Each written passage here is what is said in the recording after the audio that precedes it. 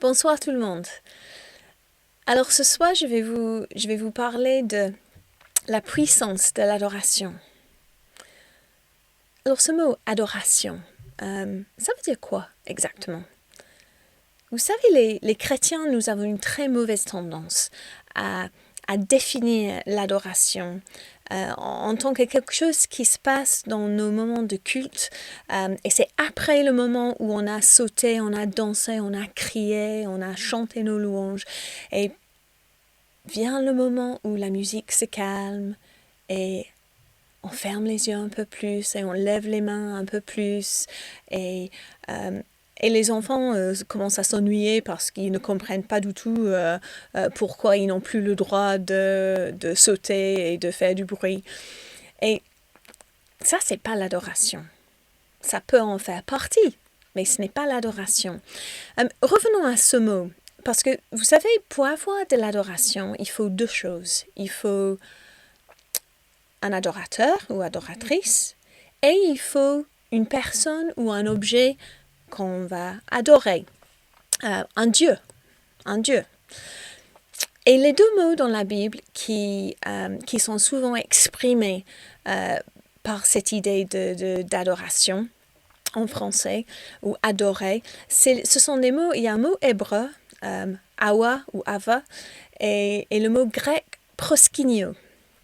Et ces deux mots se trouvent dans plusieurs expressions dans la Bible. Et parfois, on voit ces deux mots qui expriment l'idée de se prosterner ou de rendre hommage à quelqu'un ou d'embrasser souvent les pieds de quelqu'un ou de se mettre à genoux devant quelqu'un.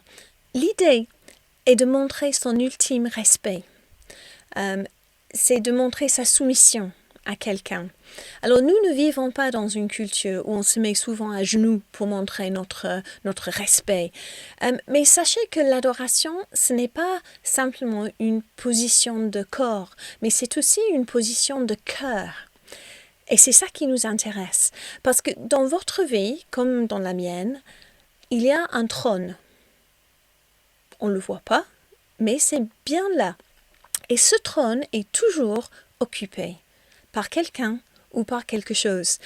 Il y a toujours quelqu'un sur ce trône. Et la question que nous devons nous poser, c'est devant qui ou quoi avons-nous pris une position d'adoration? Vous savez que Dieu nous a créés avec ce trône au centre de nos vies. Et ce trône, il a créé pour que lui puisse venir s'asseoir au centre de notre vie. Et que lui puisse venir être le sujet de notre adoration. Mais vous savez, on a terriblement tendance à mettre autre chose sur le trône. C'est une terrible tendance, mais voilà, c'est comme ça. Et ça peut être toutes sortes de choses. Ça peut être notre travail, ça peut être notre famille, nos enfants, notre époux, ça peut être nos rêves, nos aspirations, ça peut être nos compétences artistiques ou techniques. Ça peut même être notre service au sein de l'Église. Et on met ces choses sur le trône dans notre vie. Et vous savez qu'il y a beaucoup de bonnes choses qui, dès qu'elles se trouvent sur le trône de notre vie, en fait, elles commencent à pourrir notre vie. Parce que Dieu ne partage pas le trône. Dieu ne partage pas le trône. Je veux vous lire un verset qui vient de Deutéronome. C'est Deutéronome chapitre 5, versets 7 et 9. 7 jusqu'à 9, pardon. Et ce que Dieu dit, il est en train de parler au peuple d'Israël. Il est en train de donner les consignes pour qu'ils puissent entrer pleinement dans la vie. Entrer pleinement dans cette alliance qu'il construit avec eux. Et voici ce qu'il dit.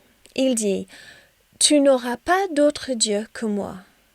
Tu ne te feras pas d'idole, ni de représentation quelconque de ce qui se trouve en haut dans le ciel, ici-bas sur la terre, ou dans les eaux, plus bas que la terre. Tu ne te prosterneras pas devant de telles idoles et tu ne leur rendras pas de culte, car moi, l'Éternel, ton Dieu, je suis un Dieu qui ne tolère aucun rival. Alors si nous avons rempli le trône de notre vie avec autre chose, Dieu, il nous dit, ok, bon, t'as fait ton choix, mais moi, je ne partage pas la place. Et ce qui se passe, c'est qu'il nous laisse avec notre choix. Et il nous laisse nous confier à ce petit Dieu qu'on a mis en place. Ce petit Dieu de notre travail, ou ce petit Dieu de notre argent, ou ce petit Dieu de nos parents, ou ce petit Dieu de notre ministère. Et ce sont des petits dieux qui sont incapables d'intervenir dans notre vie pour nous diriger, pour nous relever, pour nous sauver, pour nous guider. Et finalement, ces petits dieux, c'est garanti qu'ils vont vous décevoir. C'est garanti. Alors, si vous videz le trône de votre vie pour inviter Dieu à prendre sa place, toute chose trouve une bonne place dans ta vie. Toute chose trouve la place de manière ordonnée comme Dieu l'a prévu. Parce que Dieu veut qu'on profite de notre travail, de notre famille, etc., de nos compétences, etc. Mais ça veut dire, lorsque Dieu a pris sa place sur le trône de notre vie, ça veut dire que tout le reste de notre vie est soumis à sa grâce, à sa bonté, à sa volonté, ça c'est très important, à sa puissance, à sa gloire, à sa grâce déversée sur nous. Et son désir aussi de nous voir réconciliés, non seulement avec lui, mais avec ce qui nous entoure.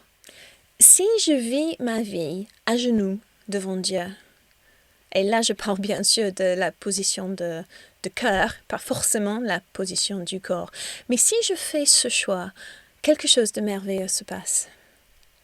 Parce que ça veut dire que je n'ai plus besoin de mettre la pression insoutenable d'être Dieu sur les choses jamais censées porter ce fardeau. Vos enfants n'étaient jamais censés porter le fardeau d'être Dieu dans votre vie. Votre travail n'était jamais censé porter le fardeau d'être un Dieu. C'est un cadeau de Dieu, mais ce n'est pas Dieu dans votre vie. Et ça veut dire aussi que je n'ai plus besoin de faire semblant. Je n'ai plus besoin de faire croire que je suis meilleure que je ne le suis, que je suis forte, que je gère tout, que je maîtrise la situation, que j'ai tout compris, que j'ai tout ce qu'il me faut pour réussir. Déjà, Dieu, il sait que ce n'est pas le cas, mais il faut que moi, j'arrive à l'admettre aussi. Et dans l'adoration, je suis en train de dire à Dieu, Dieu, ma vie, la vie que tu m'as donnée, et les choses qui constituent ma vie, de bonnes choses, sont petites comme ça. Mais vraiment petites. Et toi, Dieu, tu es tellement grand que je ne comprends même pas comment tu arrives à te placer sur le trône dans ma petite vie. Parce que tu es tellement grand. Mais tu as fait ce choix-là. Et lorsqu'on fait cela, quelque chose de magnifique se passe. Et je veux vous lire un passage qui vient de 2 Corinthiens 4, et c'est verset 5 jusqu'au verset 7. Et c'est l'apôtre Paul qui parle. Paul, il a bien compris. Il a bien compris la situation. Je veux vous lire. Parce qu'il a compris que quand nous mettons notre vie sous l'autorité, sous la puissance de Dieu, la dynamique change.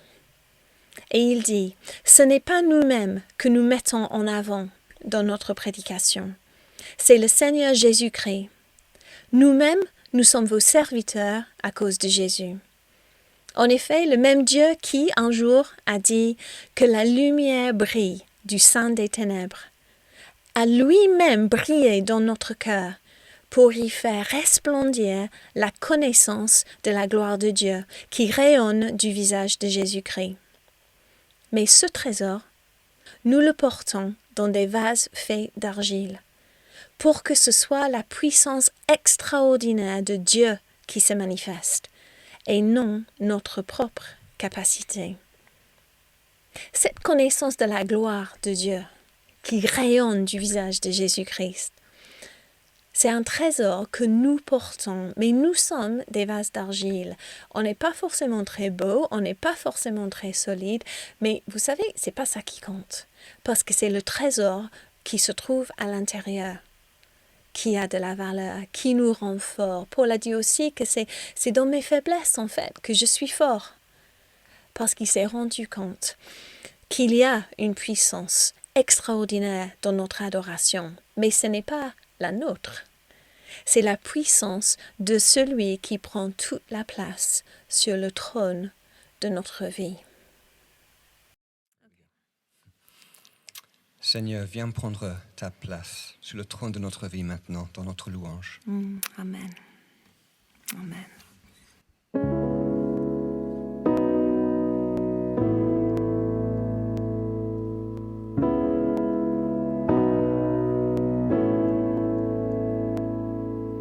Jésus, tu t'es donné sans compter. Ma vie, tu as lavé, purifié. Mais qui suis-je devant toi pour que tu donnes ta vie pour moi? Mais qui suis-je devant toi? Tu t'intéresses tant à moi.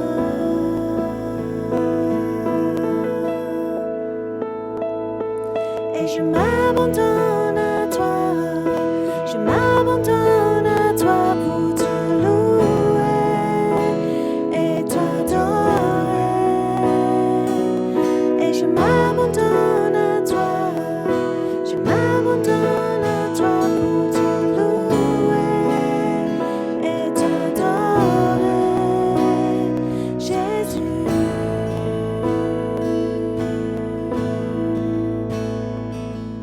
Jésus, tu t'es donné sans compter. Ma vie, tu as lavé, purifié. Mais qui suis-je devant toi pour que tu donnes ta vie pour moi? Mais qui suis-je devant toi pour que tu t'intéresses tant à moi?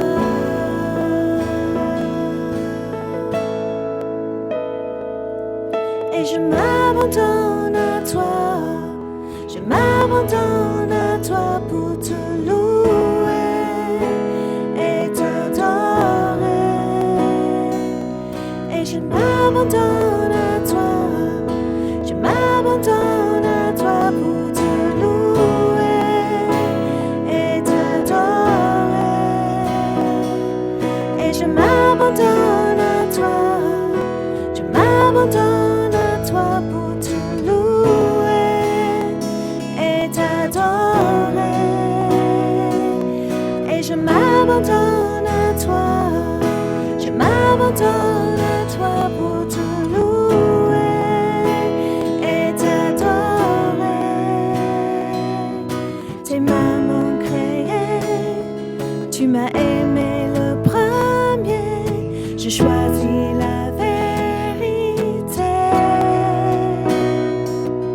Tes mains m'ont créé. Tu m'as aimé le premier. Jésus, je te suivrai. Tes mains m'ont créé. Tu m'as aimé le premier. Je choisis la vérité.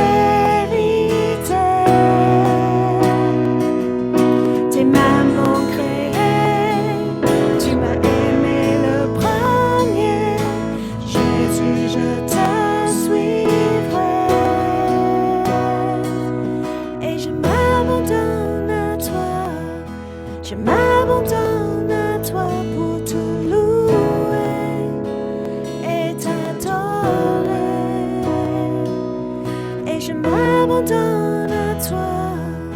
Je m'abandonne à toi pour te louer et t'adorer. Je m'abandonne, je m'abandonne, je m'abandonne, je m'abandonne à toi, Seigneur.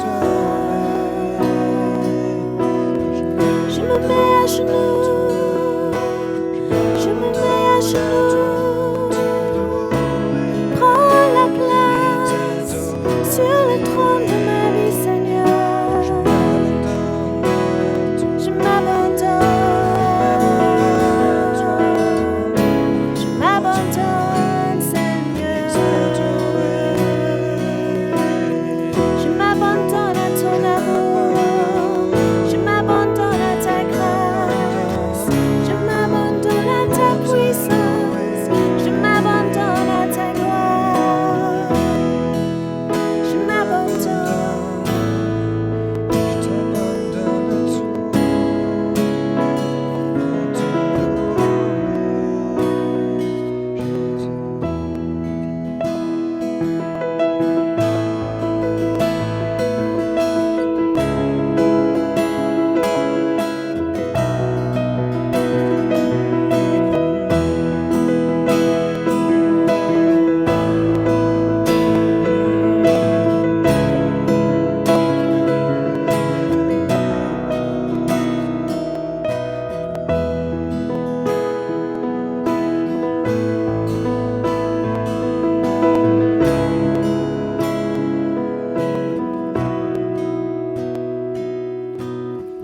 Mes destinées sont dans ta main. Je suis ton serviteur.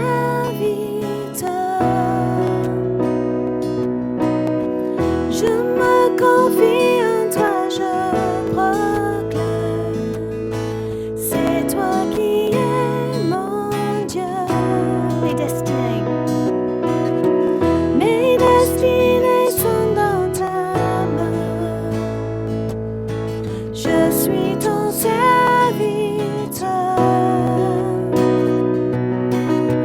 Je me confie en toi, je proclame. C'est toi qui es mon Dieu. Je trouve la paix pour mon âme, le réconfort pour mes peines et les délices de mon cœur en toi.